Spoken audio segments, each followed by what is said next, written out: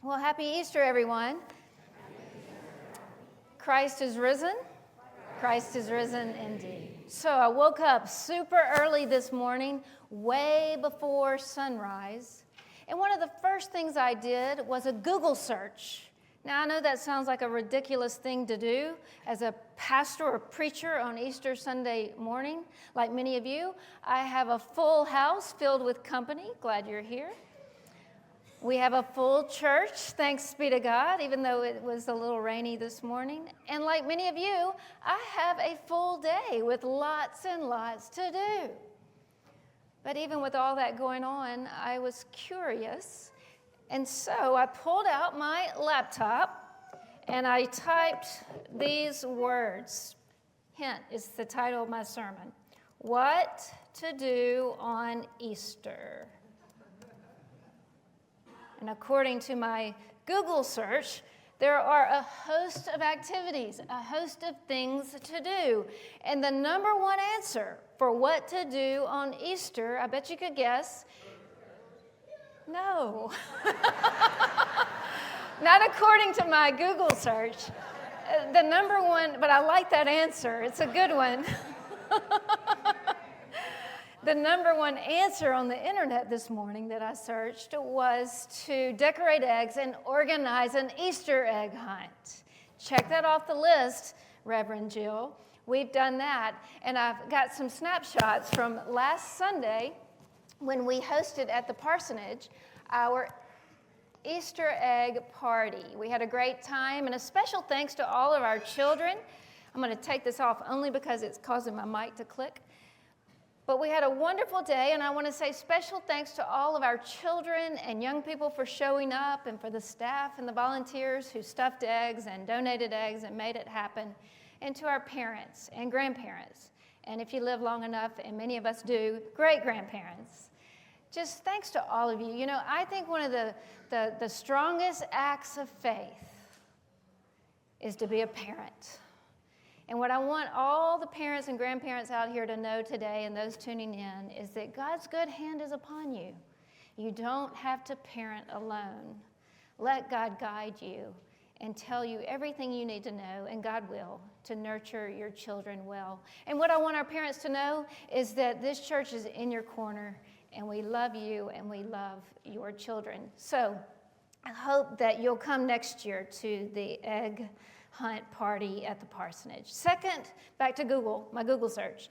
The second most popular activity on Easter Sunday, what to do on Easter, is to plan or host an Easter brunch. Check, I'm going to be doing that. I bet some of you are going to have lunch today, and I hope you enjoy your time with friends and family. Other popular things to do, what to do on Easter, bake hot cross buns. Anybody got those ready to bake in the oven? Other activities, planting flowers or volunteering in the community. I think about this church and all the people that volunteer. We take seriously at this church engaging and outreach in our community. And I think of all of you gathered here, and you know who you are. Thank you for being the hands and feet of Christ in our community. Now, this is scraping the bottom of the barrel a bit, but a popular activity, what to do on Easter, Easter bingo. You know who you are, you bingo people. Another popular thing to do on Easter is candy. People eat lots and lots of candy on Easter, and there's always shopping, the favorite activity of our nation. People shop around this time of year. According to the National Retail Federation, people in our nation are expected to spend $195.59 per person this Easter, totaling around $24.9 billion. Turns out 80% of us in this country are planning in some way to celebrate Easter. And it has to be said, because it's one of my personal favorites. Anybody interested in knowing the number one Easter candy Not just, there are all kind of articles out there and studies or whatever, or surveys. And I'm not talking, there are lots of popular Easter candies. But in our nation, anybody want to guess on the most popular, and it's a trend, it's happened many years now, the most popular Easter candy in our country?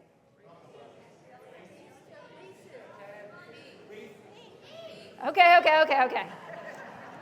I think I heard the right answer from several of you. It's the Reese's Peanut Butter Egg. Anybody like that besides me? Yeah.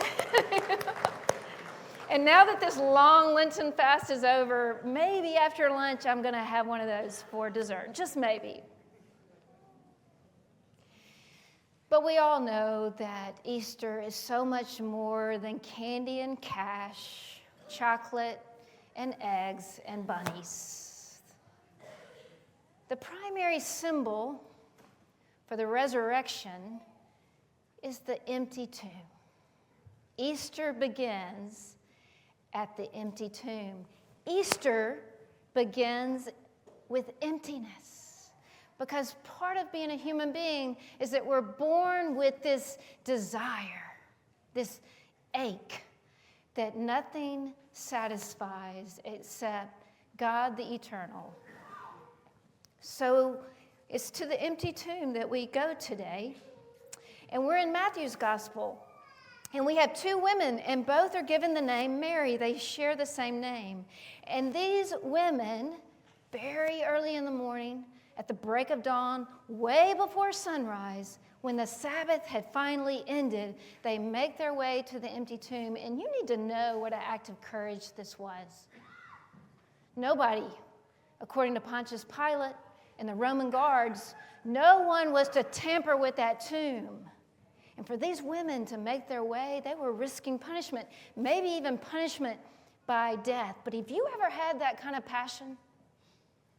Come hell or high water, you were going to do what you were going to do, maybe because of your love or your passion with a little grief mixed in. There was nothing that could keep those women away from Jesus and caring for his body. And so they make their way to the empty tomb, and suddenly what happens in Matthew's gospel? An earthquake, which points to something that is cosmic, because the foundations of the world, the foundations of the earth, would never again be the same. And then there's this angel that descends, and this angel is glistening. This angel is glistening much in the same way that all of you are today with your Easter glow and colors. You look wonderful, and I'm so glad you're here. We are told that this angel's face was like lightning, clothes as white as snow. And this angel rolls away the stone. And only Matthew, there are 4 versions of the resurrection, and all 4 Gospels tell a version. But only Matthew has this angel, after rolling away the stone, the angel sits like this, I guess, on top of it. Now, I imagine this angel has his legs crossed like this, probably filing his nails, and maybe even whistling something like,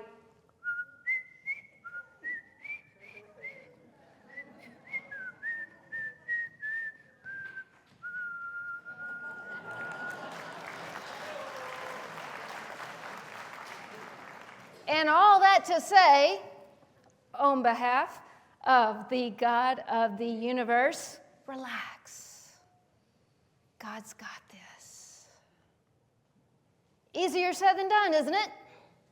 Because being a human is hard. Sometimes it's sad. Sometimes it makes you anxious. Sometimes you get lonely being a human. Sometimes it's terrifying. Did I mention that earthquake? Bet it was terrifying. Did I mention those Roman guards who were meant to be intimidating? The scripture says, as they witness all of this, that they're so terrified, they're petrified. They can't move a muscle. They are like dead men. And let's talk about angels. We've domesticated angels with Hallmark and Hollywood and romanticized them, but in the Bible, angels are usually pretty scary, which helps to explain Every time, or almost every time in the Bible, when an angel encounters and speaks to a human, one of the first things the angels say is, you got it, church. Say it with me. Do not be afraid. And I know those faithful here know this because I say it often. But did you know that's one of the major messages of the entire Bible? Do not be afraid. In fact, it is said so many times in the Bible, at least 365 times, which means there's a do not be afraid, a fear not, for every day of the year. And the angel says, do not be afraid to these women at the tomb. I know, the angel says, I know that you're looking for Jesus who was crucified, but he is not here. He has been raised as he predicted, as he said. Now, you need to know the primary job of an angel in the Bible. Do you know? Messenger. It's from a Greek word, angelos, which means bearer of a message. And the divine message in this case, after the angel reassures the women, the divine message is an invitation. Come. Come see the place where they laid him. In other words, come and see that empty tomb. Christ is risen. Christ is risen indeed. Come. Now, if you know the Gospels, you know that we've heard this before. Remember in John's Gospel at the very beginning, some people are gathered around. There's some skeptical people, and they say something like this: what good can come from Nazareth? In other words, what good can come from that little old God-forsaken town up in the sticks, the hill country where I'm from, the place up north? What good can come from there? And Jesus says, come and see. In other Gospels, when Jesus is inviting people to be his disciples, he will say, come, follow me. And then in the 11th chapter of Matthew's Gospel, to the weary, the overworked, the burdened, those who are despairing, Jesus says, come unto me. Come unto me, all who are weary and heavy laden, and I will give you what? Rest. Rest for your soul. Now, if the primary job of an angel is to speak for God, then the primary work of God is to bring life out of death, hope out of despair, and rest for our souls. That's what the cross, that's what the resurrection is all about. God takes the very thing that should destroy you and me, grief, serious illness, failure, disappointment, despair, and even death. And somehow, in God's way and in God's timing, God transforms it. Better yet, God transforms us. But are we ready to trust that? That's the question we need to be asking ourselves this morning or during Easter. Do we trust that God will get us on the other side of our grief, weariness, and death? Do we trust that God will bring not just life, but abundant life, no matter our current circumstances? Easter, remember this, begins with an empty tomb. Easter begins in emptiness, because part of being a human being means that you and I and every other human being in the world throughout history and to come, we're born with this desire, this insatiable ache or longing that nothing in all of creation, nothing in this world can satisfy, not even Reese's peanut butter eggs. Now, this is very satisfying, and I can't wait to eat it after my Easter brunch. But it can't fill that deep, deep longing within us all. And the Easter message is that only God can. God the eternal, God in and through Jesus Christ, who is the Lord of life and death and life beyond death. And so in that spirit, I invite you to come. Come and see. Come to Jesus. Come to this holy table. And most importantly, come as you are. The tomb is empty. The stone has been rolled away. And Christ is risen. And Christ is risen indeed.